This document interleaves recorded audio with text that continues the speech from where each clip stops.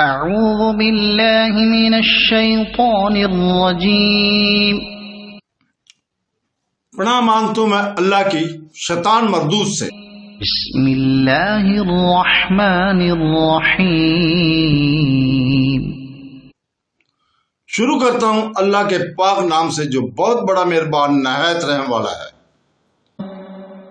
یا ایہا الذین آمنوا لا تقولوا راعنا وقولوا انظرنا واسمعوا وللکافرین عذاب ألیم۔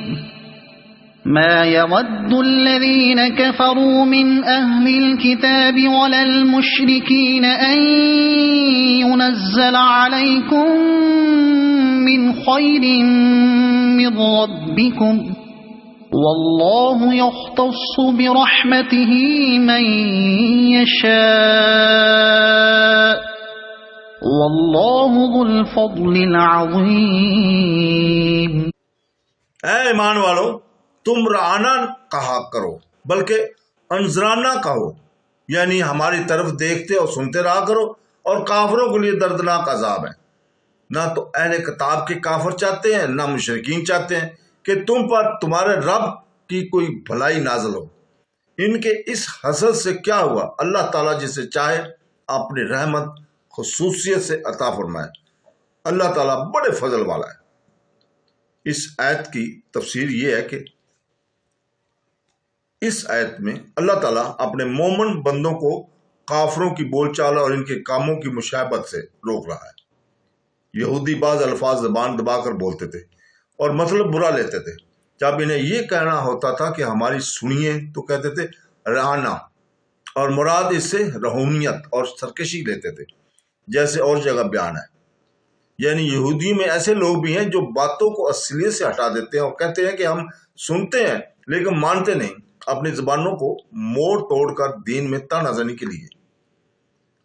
رانا کہتے ہیں، اگر یہ کہتے ہیں کہ ہم نے سنا اور مانا، ہماری بات سنیے اور ہماری طرف توجہ کیجیے، تو یہ ان کے لیے بہتر اور مناسب ہوتا، لیکن ان کے کفر کی وجہ سے اللہ تعالیٰ نے انہیں اپنی رحمت سے دور کر دیا ہے، اور ان میں ایمان بہت ہی کم ہے۔ حدیث مبارکہ میں یہ بھی آیا کہ جب یہ لوگ سلام کرتے ہیں تو السلام علیکم کہتے ہیں، اور سام کے معنی موت کے ہیں، تو تم ان کے جواب میں وعلیکم کہا کرو۔ ہماری دعا ان کے حق میں قبول ہوگی اور ان کی بد دعا ہمارے حق میں قبول نہیں ہوگی۔ الغرض قول اور فعل میں ان سے مشابہت کرنی منع ہے۔ مسند احمد کی حدیث میں ہے، میں قیامت کے قریب تلوار کے ساتھ بھیجا گیا ہوں، میری روزی حق تعالیٰ نے میرے نیزے تلے رکھی ہے، ذلت اور پستی اس کے لیے ہے جو میرے احکام کا خلافت کرے، اور جو شخص کسی غیر مسلم قوم سے مشابہت کرے وہ انہی میں سے ہے۔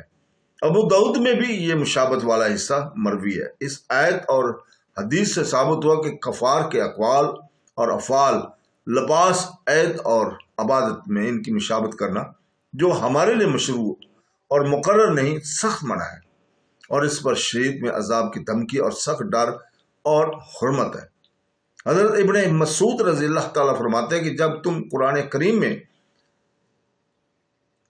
سنو یا حی الذین آمنوا سنو تو کان لگا دو اور دل سے متوجہ ہو جایا کرو، تو کسی برائی سے ممانعت ہوگی یا کسی نیکی کا حکم ہوگا۔ حضرت خشمیہ رضی اللہ تعالیٰ فرماتے ہیں تو رات میں بنی اسرائیل کو خطاب کرتے ہوئے اللہ تعالیٰ نے فرمایا، لیکن امت محمدیہ کو یا ایھا الذین آمنوا کے معزز خطاب سے سرفراز فرمایا ہے۔ رعنا کے معنی ہماری طرف کان لگانے کے ہیں، جیسے آتنا مجاہد فرماتے ہیں کہ میں نے مخالفت کے ہیں، یعنی خلاف نہ کہا کرو۔ ان میں سے بھی مروی ہے کہ مطلب یہ ہے کہ آپ ہماری سنیے، اور ہم آپ کی۔ انصار نے بھی یہی لفظ حضور پاک صلی اللہ علیہ وسلم کے سامنے کہنا شروع کر دیا تھا، جسے قرآن کریم نے انہیں روک دیا۔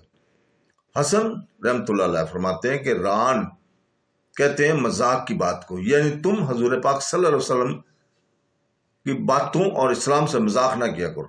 ابو سار رحمۃ اللہ علیہ کہتے ہیں کہ جب حضور پاک صلی اللہ علیہ وسلم جانے لگتے تو جنہیں کوئی بات کہنی ہوتی تو وہ کہتے اپنا کان ادھر کیجئے۔ اللہ تعالیٰ نے اس بے ابدی کی کلمہ سے روک دیا۔ اور اپنے نبی کی عزت کرنے کی تعلیم فرمائی۔ سعدی رحمۃ اللہ علیہ کہتے ہیں کہ رفع بن زید یہودی حضور پاک صلی اللہ علیہ وسلم باتیں کرتے ہوئے یہ لفظ کہا کرتا تھا۔ مسلمانوں نے بھی یہ خیال کر کے یہ لفظ ادب کے ہیں یہی لفظ بولنے شروع کر دیے، جس پر انہیں روک دیا گیا، جسے سورہ نساء میں بھی ہے۔